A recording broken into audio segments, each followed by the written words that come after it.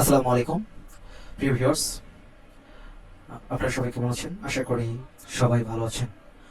দীর্ঘদিন পরে আমি আহ, একটি ভিডিও নিয়ে আসলাম কিভাবে একটি পাসপোর্ট সাইজ ছবি তৈরি করা যায়। আমরা সেটা দেখবো এখন। আশা করি সবাই ভিডিওটি মনোযোগ সহকারে দেখবেন। এবার আমরা সবার প্রথমে চলে যাব একটি অ্যাডোবি ফটোশপে। অ্যাডোবি ফটোশপ 7.0 এটা আমরা ওপেন করলাম। এখান থেকে আমরা একটি পিকচার এখানে ইনসার্ট করব। ইনসার্ট করার জন্য আমাদের প্রথমে কন্ট্রোল প্লাস ও এন্টার করলে হবে, অথবা আমাদেরকে ফাইল থেকে ওপেন এবং এই যে ভিডিওটি,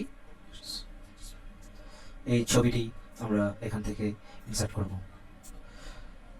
আমরা দুইভাবে করতে পারি ইনসার্ট, একটা ফাইল থেকে, একটা কন্ট্রোল প্লাস ও চাপ দিলে। এখান থেকে ছবিটা আমরা নিয়ে নিলাম। নেওয়ার পরে আমরা ছবিটিকে ক্রপ করব। পাসপোর্ট সাইজ ছবি ক্রপ করার জন্য আমাদেরকে প্রথমে এখানে টুলগুলো থেকে এই ক্রপ টুলে যেতে হবে। ক্রপ টুল থেকে উইডথ নিতে হবে হচ্ছে 1.5 ইঞ্চি এবং হাইট নিতে হবে হচ্ছে 1.9 ইঞ্চি। এখান থেকে আমাদের রেজুলেশন নিতে হবে 300। এবার আমরা এখান থেকে ছবিটিকে ক্রপ করব। আমাদের ছবিটিকে ক্রপ করে নিতে হবে এইভাবে, মাছ বরাবর নিতে হবে, ঠিক যেন মাছ বরাবর থাকে ছবিটি। এবার এন্টার চাপ দিব। দেওয়ার পরে আমাদের ছবিটি পাসপোর্ট সাইজে ক্রপ হয়েছে। এবার এটিকে আমরা কন্ট্রোল এস দিয়ে সেভ করে নিব। ওকে। এবার আমাদের কাজ হচ্ছে ছবিটিকে কিছু কাজ করা, যেমন ব্যাকগ্রাউন্ড রিমুভ করে নতুন একটা ব্যাকগ্রাউন্ড দাও। তো আমরা ব্যাকগ্রাউন্ড রিমুভ করার জন্য এখান থেকে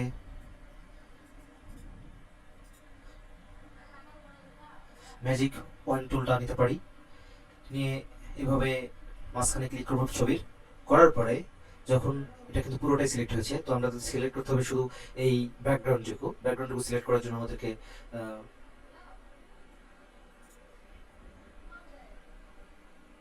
পেস্ট টুলটা নিতে হবে। পেস্ট টুল নেওয়ার পরে আমরা কন্ট্রোল চাপ দিয়ে এইভাবে এটা ঠিক করে নিব। এইভাবে এইভাবে যে পর্যন্ত আমাদের ছবিতে থাকবে এই পর্যন্ত রাখবো। রাখার পরে এভাবে আমরা ছবির সাথে মিল করে নিব, যাতে আমাদের ছবির সাথে এখানে সব কিছু ঠিক থাকে। তো এখানে একটু দেখা যাচ্ছে ব্যাকগ্রাউন্ডের ভিতরে চলে গেছে, সেক্ষেত্রে আমাদের শিফট চাপ দিয়ে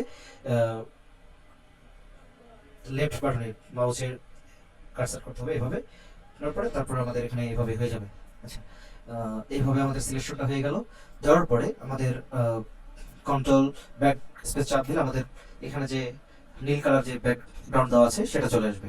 তো এইভাবে একভাবে করা যায়। আরেকভাবে আমরা ব্যাকগ্রাউন্ড চেঞ্জ করতে পারি, যেমন কন্ট্রোল জি দিয়ে আমরা আগে চলে গেলাম। যাওয়ার পরে আমরা এটিকে পেন টুল দিয়ে আমরা এইভাবে সিলেক্ট করে করে আমরা এটিকে নিতে পারবো।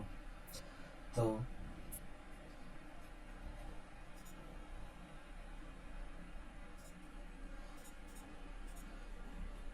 এইভাবে আমরা আমাদের সুবিধা মতো আমরা আমাদের সুবিধা মতো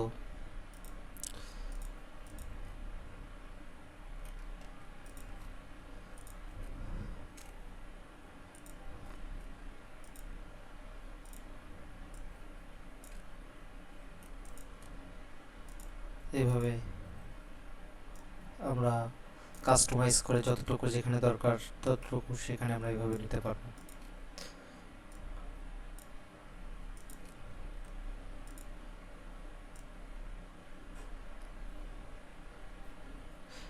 এইভাবে পেন টুল দিয়ে আমরা কাজ করব। যখন যখন আমাদের ছবিটির ব্যাকগ্রাউন্ড এলোমেলো থাকবে, সেক্ষেত্রে তখন আমরা এইভাবে একটু কাজ করতে হবে। যখন আমাদের ছবির ব্যাকগ্রাউন্ড একই রকম থাকবে এবং অনেক ভালো থাকবে, সেক্ষেত্রে আমাদের এখানে যে ম্যাজিক অন টুল দিয়ে কাজ করতে পারবো, সিলেকশন করে করতে পারবো। তো এভাবে আমরা যতটুকু আমাদের নেওয়া প্রয়োজন ততটুকু নিয়ে বাকিগুলো কেটে নিয়ে নেবো আমরা পেন টুল দিয়ে। এভাবে এভাবে এভাবে সিলেকশন করে নিতে পারবো।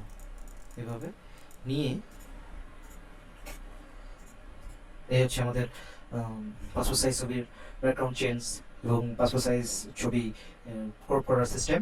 এবার আমরা ছবিটিকে এখানে কিছু শ্যাডোর মতো দেখা যাচ্ছে, তো আমরা এটাকে চেঞ্জ করতে পারি আরেকটা অপশন, সেটা হচ্ছে এখান থেকে ইরেজার টুল নিয়ে আমরা এইভাবে এইভাবে এইভাবে চেঞ্জ করতে পারি, কাট সেট করে নিতে পারি। এভাবে নেওয়ার পরে আমরা এটাকে রাখবো। তারপর দেখা যাচ্ছে এখানে আমাদের কিছু জায়গায় লাইট বেশি পড়ছে, লাইট কম পড়ছে, এটা আমরা অন্য ভিডিওতে শিখবো। তো আমরা শুধু এখন শিখলাম একটি ছবিকে পাসপোর্ট সাইজ ছবিতে রূপান্তর করা এবং ছবিটিকে ব্যাকগ্রাউন্ড চেঞ্জ করা।